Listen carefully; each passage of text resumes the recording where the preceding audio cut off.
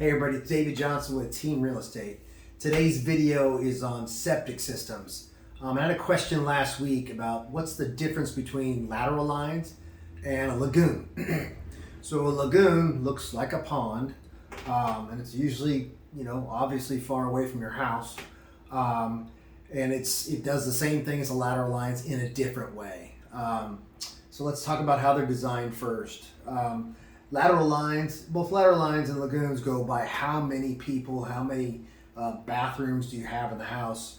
What's the flow of effluent or sewage going to be out of the house? And that's how they calculate it. On the lateral line side, it goes by linear foot. So the bigger your house, typically the minimum is 300 linear feet of lateral line.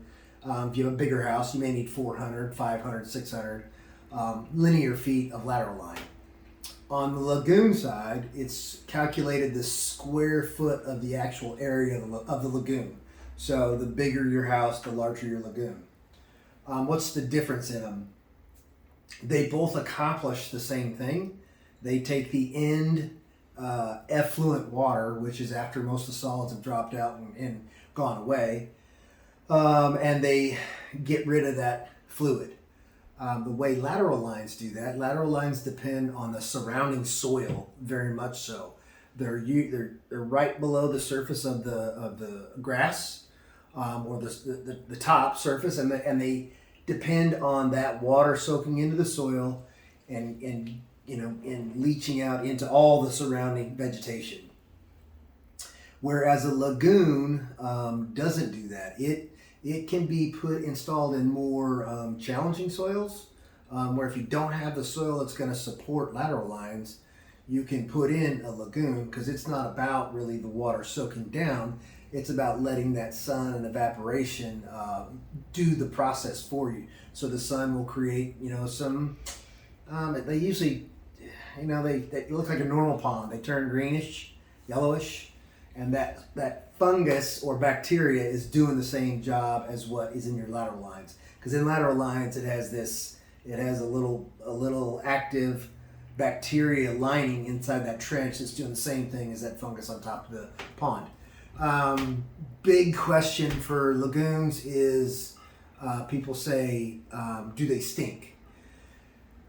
If they're functioning correctly, there is no smell. I mean, it's no. They should be completely odorless. Now, people will ask you what about turnover?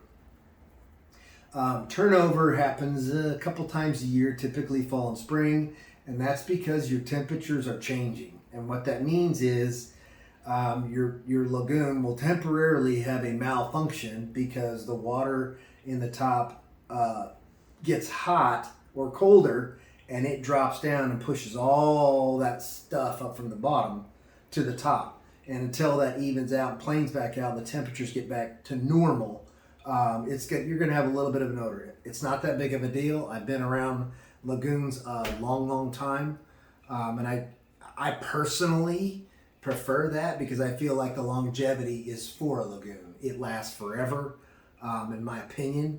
Whereas lateral lines will tend to run out after a time being, and you got to cut them off and redig new ones, which tends to be a little more costly. So that's what they are. If you have any questions, give me a call at 319-1000. If you want to buy, sell, or invest, also give us a call, Team Real Estate. Thanks and have a blessed day.